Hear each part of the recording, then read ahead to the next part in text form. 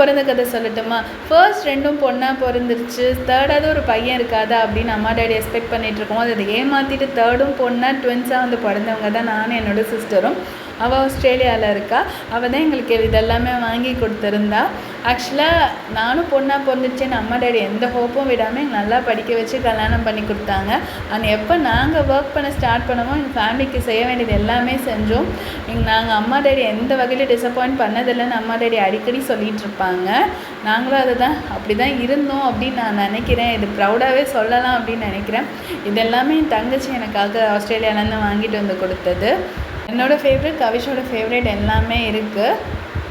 Husband காசில் நம்ம வீட்டுக்கு செய்கிறதுல என்ன பெருமை இருக்குது சொல்லுங்கள். இன்றைக்கி அவள் வேலைக்கு போகிற அவகிட்ட நாங்கள் கேட்டோம் கேட்காதது எல்லாமே இன்றைக்கி பார்த்து எங்களுக்கு வாங்கி கொடுத்துருக்கா.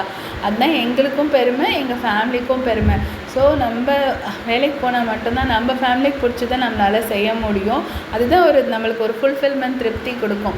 இந்த ஸ்பைஸ் பவுடர் எல்லாமே நான் அவகிட்ட கேட்டிருந்தேன். நாங்கள் 2 பேரும் குக்கிங் ஸ்டைல் ஒரே மாதிரி இருக்குன்னா, நானும் ஃபாரின்லேருந்து அவளும் இருக்கா இல்லையா. ஸோ குக்கிங் ஸ்டைல் ஒரே மாதிரி இருக்கும். சேம் ஏஜில் எங்களுக்கு பசங்களும் இருக்கிறதால நாங்கள் ஓரளவுக்கு ஸ்பைஸ் கம்மியாக கொஞ்சம் இந்த மாதிரி ஸ்பைசஸ் அதிகமாக யூஸ் பண்ணி குக் பண்ணுவோம். அந்த ஸ்டாக் க்யூப்ஸ் நான் குக்கிங்கில் நிறைய சேர்ப்பேன். அதனால தான் அங்கேருந்து வாங்கி கேட்டிருந்தேன். அண்ட் காஃபி என்னோட ஃபேவரட், இது ரொம்ப நல்லாயிருக்கு, ட்ரை பண்ண அப்படின்னு சொல்லி வாங்கி கொடுத்துருந்தா. அண்ட் கவிஷோட ஃபேவரட் ஸ்நாக்ஸ் எல்லாமே எங்கள் vlog பிடிச்சிருந்தா ப்ளீஸ் சப்ஸ்கிரைப் பண்ணி சப்போர்ட் பண்ணுங்கள். தேங்க்ஸ் ஃபார் வாட்சிங்.